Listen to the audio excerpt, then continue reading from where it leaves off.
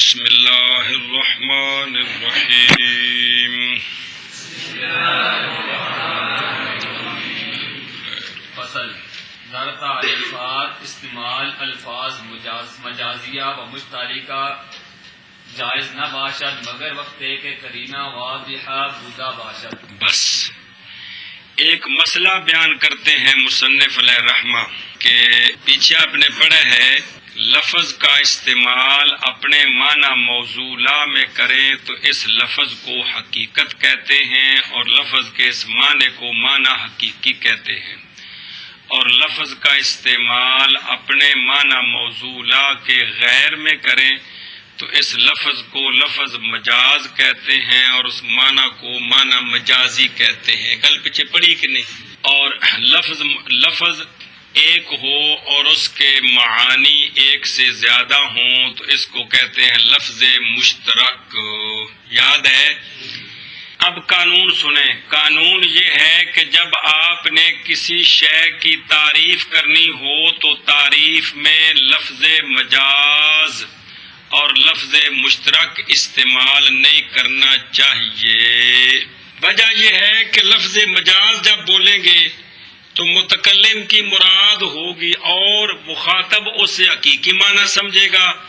تو تعریف ہوتی ہے شے کی وضاحت کے لیے، تعریف ہوتی ہے شے کی جی کل بندے ایسے کون سا یہ ہوں اگوں جڑا جواب دینا ہوتی وضاحت کو کنجل پاؤنا ہے جی وضاحت کرنی تو کون سی جی. تعریف ہوتی ہے پہچان کرانے کے لیے. تو جب لفظ مجاز استعمال کریں گے تو متکلم کی مراد مجازی معنی ہوگا، مخاطب اس سے حقیقی معنی سمجھے گا تو معنی غلط ہو گیا. لفظ مشترک استعمال کریں تو متکلم ایک معنی مراد لے گا، مخاطب کوئی اور معنی مراد لے لے گا، تو بجائے وضاحت کے ابہام پیدا ہو جائے گا. بجائے اس لیے تعریف کے اندر مجاز اور مشترک کا استعمال جائز نہیں. تعریف کے اندر مجاز اور مشترک کا استعمال ہاں ایک صورت میں جائز ہے کہ وہاں کوئی قرینہ واضحہ ہو جو بتائے کہ یہاں یہ مجازی معنی مراد ہے، یا اگر مشترک ہے تو مشترک کا فلاں معنی مراد ہے. ایسا قرینہ واضحہ کوئی پایا جائے تو پھر استعمال جائز ہے. اگر قرینہ نہ ہو تو پھر تعریفات میں مجاز اور مشترک کا استعمال جائز نہیں. سمجھیے نا، ورنہ کی ہو جانا ہے ابہام پیدا ہو جانا ہے. تو تعریف کس لیے ہوتی ہے؟ یہ متکلم جو ہے وہ مجازی معنی مراد لے گا، مخاطب حقیقی معنی سمجھے گا، یا متکلم مشترک کا ایک معنی مراد لے گا، مخاطب دوسرا معنی مراد لے گا، تو تعریف نہیں ہوگی بلکہ ابہام پیدا ہو جائے. گل سمجھیے. یہ اگلی کتابیں جو نا بار بار سوال آتے رہتے ہیں کہ یہ لفظ مشترک ہے، تعریفوں میں تو مشترک کا استعمال جائز نہیں ہوتا، یہ کیوں استعمال کیا ہے؟ تو پھر وہاں جواب دیا جاتا ہے کہ استعمال تب جائز نہیں جب کہ قرینہ نہ ہو، تو یہاں یہ قرینہ پایا جا رہا ہے. اس طرح یہ نحو کی کتابوں میں منطق میں کئی مرتبہ یہ سوال جواب آئیں گے. اگر ایک لائن دی اے فصل ذہن چوئی تو پھر سوال جواب آسان رہے جی. سمجھیے کہ تب جائز نہیں جب کہ قرینہ، اگر قرینہ واضحہ ہو تو پھر استعمال، تو پھر وہاں وہ قرینہ بیان کیا جاتا ہے کہ یہاں یہ قرینہ ہے جس کی وجہ سے پتہ چلا کہ معنی مجازی مراد ہے یا مشترک ہے تو فلاں معنی مراد ہے. تعریفات میں الفاظ مجازیہ کا استعمال اور الفاظ مشترکہ کا استعمال جائز نہیں ہوتا مگر جس وقت کے قرینہ واضحہ ہو. جی تعریفات میں استعمال الفاظ مجازیہ کا اور الفاظ مشترکہ کا جائز نہیں ہے مگر جس وقت کے قرینہ واضح ہو. تو پھر جائز آگے چلو. فصل بدان کے دانشقائق موجودات جو انسان و فرس و مانن عام و تمیز کردن میاں اجناس مفصول حقائق و میاں آراز عامہ و خواص اینہا در غایت اشکال است بس خواص اصل میں کیا ہے؟ خواصو وہ مساجدوں کے وزن پر بڑھے. مسئلہ سنیں دھیان کے ساتھ، غور فرماؤ، ہر کتاب میں گل بیان ہوتی رہے گی جی. ایک ہے موجود حقیقی. کون؟ ایک ہے موجود حقیقی، ایک ہوتا ہے موجود اعتباری. کیا ہوتا ہے؟ ایک ہوتا ہے موجود اعتباری. موجود حقیقی جو کائنات میں جو کچھ اللہ نے پیدا فرمایا ہے وہ موجود حقیقی ہے. اور موجود اعتباری کہ ہم اعتبار کریں کہ یہ شے ہے، یہ شے اس طرح ہے، تو اس کو کیا کہتے ہیں؟ موجود اعتباری. مفہوم اعتباری، موجود اعتباری. تو موجود دو قسم ہے. کون سا؟ موجود حقیقی اور موجود اعتباری. موجود حقیقی ہے جو مخلوقات ساری ہے، یہ کیا ہے؟ موجود حقیقی ہے. اور یہ جو ہم کوئی چیز اعتبار کرتے ہیں تو وہ کیا ہوتا ہے؟ موجود اعتباری. موجود اعتباری، موجود مفہوم اعتباری. یہ لفظ سمجھنے کے بعد اب دھیان فرمائیں حضرات، جو موجودات حقیقیہ ہیں، جو موجودات حقیقیہ ہیں، ان کی حقیقت پہچاننی یہ مشکل ہے. یہ خالق جانے کو ان کی حقیقت کیا ہے. ایک اسی طرح موجودات حقیقیہ کی جنسیں اور عوارض عامہ، ان میں فرق کرنا کہ یہ جنس ہے اور یہ عرض عام ہے، یہ بھی مشکل ہے. اور اسی طرح فصل اور خاصے کے درمیان فرق کرنا کہ یہ فصل ہے اور یہ خاصہ ہے، یہ بھی مشکل ہے. یہ صرف منطق کی کتابوں میں سمجھانے کے لیے یہ ایک مثال چلتی رہتی ہے کہ ان صاحبہ کہ جنس قریب حیوان ہے، جنس بعید یہ اور خاصہ جو ہے وہ داہک ہے انسان کا، اور عرض عام جو ہے وہ ماشی ہے. سمجھائیے کہ کوئی نہیں جی ایشا بس جیے. اور ناطق جو ہے اس کی فصل ہے، لہذا انسان کی حقیقت حیوان ناطق بن گئی. تو یہ سمجھانے کے لیے ایک مثال چلتی ہے، وگرنہ حقیقت میں اللہ جانے کہ انسان کی حقیقت کیا ہے جی. ہے جی سمجھائیے. جس کو ہم جنس کہہ رہے ہیں ہو سکتا وہ عرض عام ہو، جس کو ہم عرض عام کہتے ہیں وہ جنس ہو، جس کو ہم فصل کہتے ہیں وہ خاصہ ہو، جس کو ہم خاصہ کہتے ہیں ہو سکتا ہے وہ فصل ہو جی. یہ بات سمجھیے. تو لہذا جو موجودات حقیقیہ ہیں، کون؟ ان کی حقیقتوں کو پہچاننا یہ بھی مشکل ہے، اور ان کے اجناس اور عوارض عامہ کے درمیان فرق کرنا یہ بھی، اور فصلوں کے درمیان فرق کرنا یہ بھی. مطلب یہ بھی جے تو واہ نالے چیزاں نازل ہوئی ہوندیاں تو پھر تو گل سی سچی. تو یہ تو ایویں مطلب ہے کہ دماغ جوڑ کے ایک فرض کیتا ہے جی، تو لہذا کوئی ضروری بھی جڑا سا فرض کیتا ہے اللہ کے نزدیک بھی انجی ہوئے. سمجھ آتی پی؟ یہ مطلب ہے جی.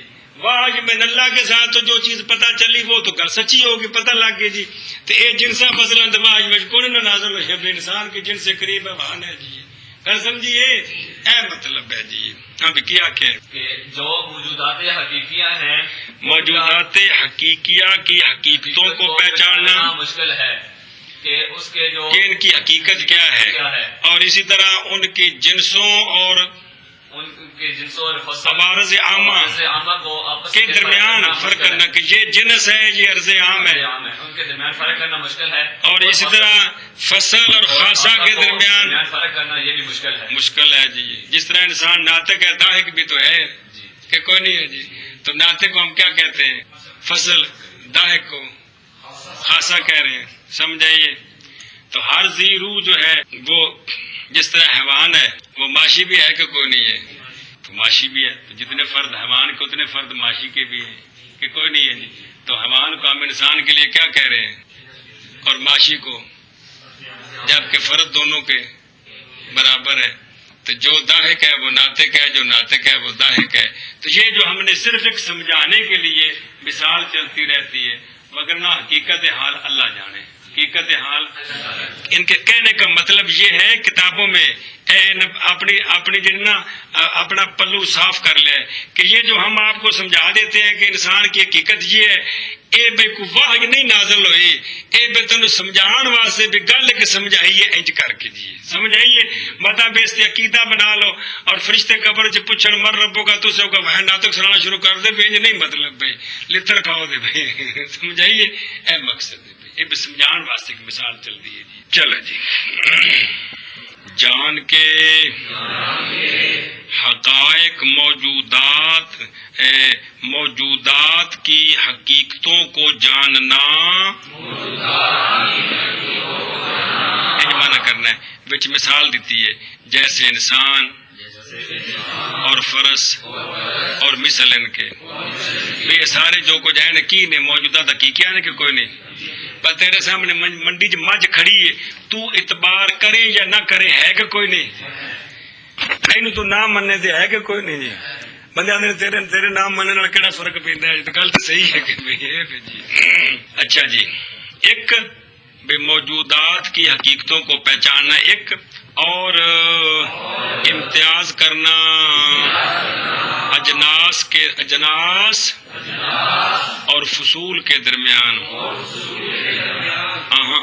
کیا ایک تو منع کرنا ہے اور امتیاز کرنا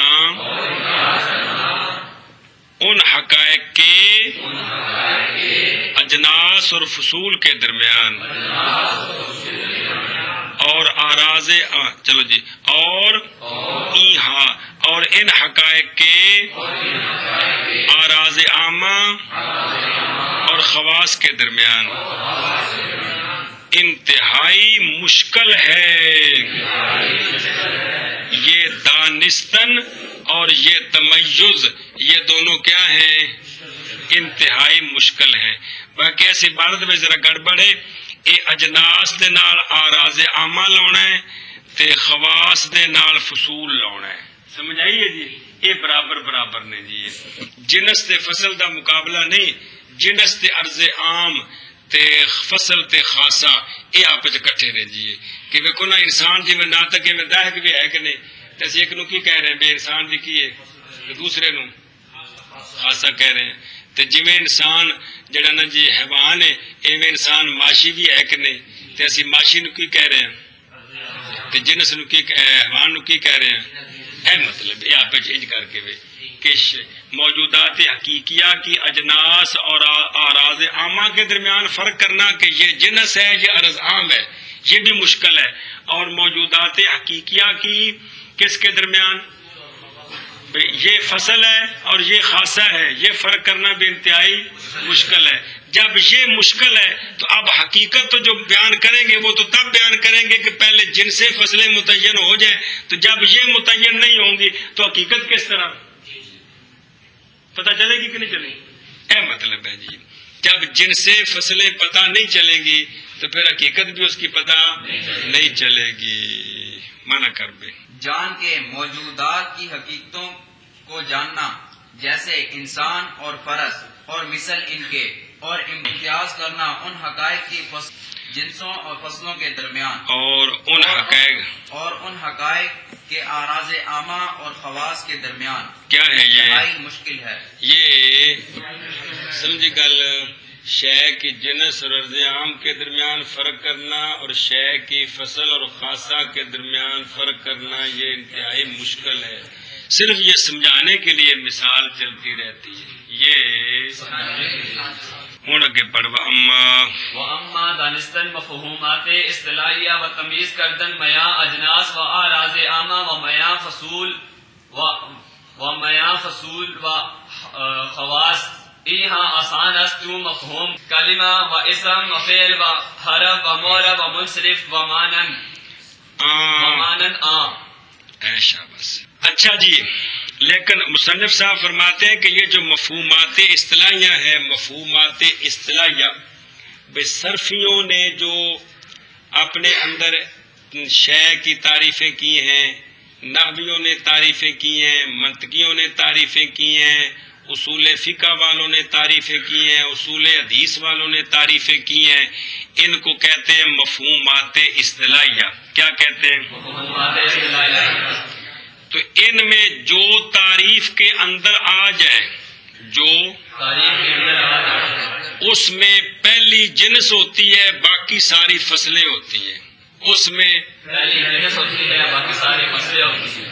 تو وہاں جنس اور فصلوں کو پہچاننا یہ آسان ہے. یہ آسان ہے. کہ جس فن میں جس شے کی تعریف کی گئی ہے، پہلی جو قید ہوتی ہے وہ کیا بنتی ہے، اور باقی ساری. ایک کافیہ پڑھو گے دیتنا، جس نے سوال جواب آن کے یہ چلے گا یہ جنس ہے، یہ شمول کا فائدہ دیتی ہے، یہ فصل ہے، یہ غیروں کو نکالتی ہے. یہ بار بار سوال جواب روزانہ چلن گے جی، تو انہیں پکا لگو جی. گل سمجھیے کہ جو مفہومات اصطلاحیہ ہوتے ہیں، کیا روزانہ کتابیں پڑھتے ہو، فاعل لغوی معنی اور ہے، ناویوں کے نزدیک اور ایک مفہوم ہے پورا.